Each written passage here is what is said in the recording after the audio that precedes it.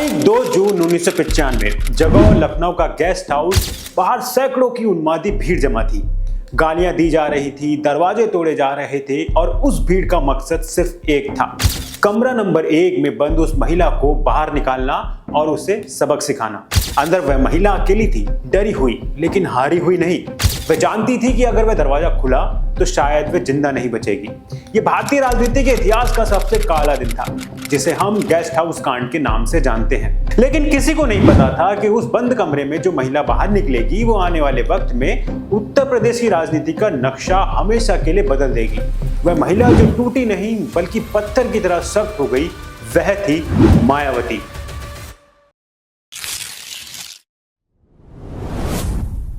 Guest house कांड ने Samajwadi party और बसपा की दोस्ती को हमेशा के लिए दुश्मनी में बदल दिया। उस जानलेवा हमले के कुछ ही दिनों बाद बीजेपी के समर्थन से मायावती ने इतिहास रच दिया।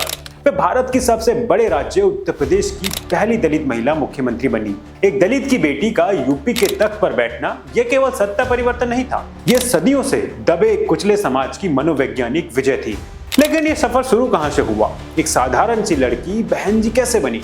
तो चलिए इस समय में थोड़ा पीछे चलते हैं। कहानी शुरू होती है दिल्ली के एक साधारण से इलाके इंदरपुरी से। मायावती का जन्म एक दलित परिवार में हुआ था। उनके पिता प्रभुदास पोस्ट ऑफिस में कर्मचारी थे। अजय बोस अपनी किताब बहनजी में लिखते हैं कि मायावती की जिंदगी का पहला विद्रोह उनके अपने ही घर से शुरू हुआ था। उनके पिता अपने बेटों को प्राइवेट स्कूलों में पढ़ाते थे, लेकिन मायावती और उनकी बहनों को सरकारी स्कूलों में। मायावती को यह भेदभाव बहुत चुभता था। इस भेदभाव ने उनके अंदर एक आग पैदा की। उन्होंने ठान लिया कि वो आईएएस ऑफिसर बनकर दिखाएंगी। वह दिन रात पढ़ती थी ताकि अपने पिता और समाज को अपनी काबिलियत साबित कर सके। लेकिन उनकी किस्मत में फाइलों पर दस्तखत करना नहीं बल्कि देश की तकदीर लिखना लिखा था।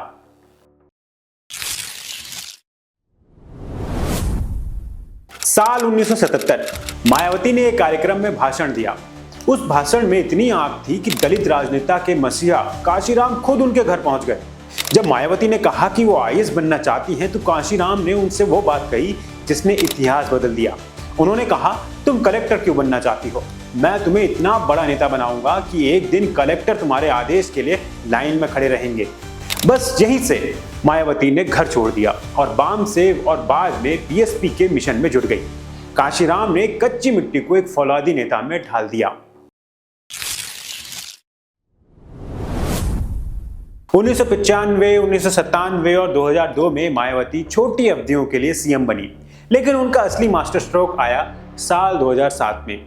अब तक बसपा की पहचान सिर्फ दलितों की पार्टी की थी, लेकिन मायावती ने वह किया जो असंभव माना जाता था। उन्होंने सोशल इंजीनियरिंग का फॉर्मूला बदल दिया। उन्होंने नारा बदला। तिलक, तराजू और तलवार का विरोध करने वाली पार्टी ने ब्राह्मणों को गले लगाया। सतीश चंद्र मिश्रा के साथ मिलकर उन्होंने दलित और ब्राह्मण वोट बैंक का ऐसा गठजोड़ बनाया कि यूपी में भूचाल आ गया। 2007 में बसपा को पूर्ण बहुमत मिला।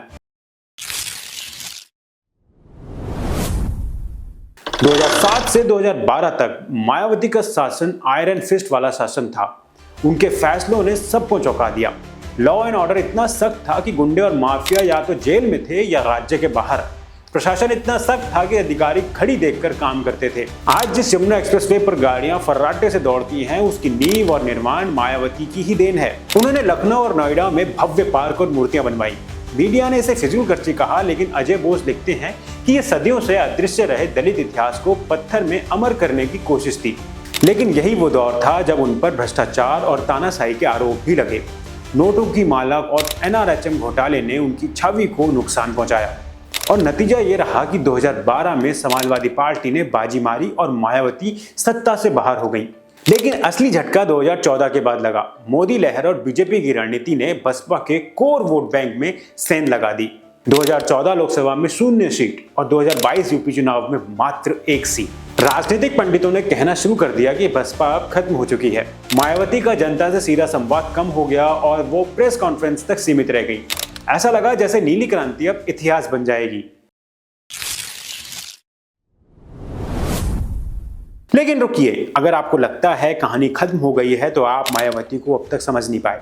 लखनऊ का इको गार्डन, मौका था कांशीराम का परिनिर्वाण दिवस। जिन लोगों ने बसपा को राइट ऑफ कर दिया था उनकी आंखें फटी की फटी रह गई। लाखों की भीड़ का वो नीला समुद्र बता रहा था कि हाथी अभी बैठा नहीं है। इस रैली में मायावती अपने पुराने अंदाज में देखी। उन्होंने साफ कर दिया कि वे किसी के सहारे नहीं बल्कि अपने दम पर 2027 में यूपी की सत्ता में वापसी करेंगी। भीड़ का जोश बता रहा था कि उनका कोर वोटर आज भी अपनी बहन जी के एक इशारे पर जान देने को तैयार है। यह रैली 2027 के चुनाव का शंखनाद थी। मायावती केवल एक राजनेता नहीं है, वो भारतीय लोकतंत्र का एक अनूठा अध्याय है। एक दलित महिला जिसने पितृसत्ता और जातिवाद की दीवारों को तोड़कर अपना साम्राज्य बनाया। भविष्य में चाहे जो हो, जीत हो या हार, लेकिन भारतीय राजनीति के इतिहास में मायावती का नाम कोई मिटा नहीं सकता।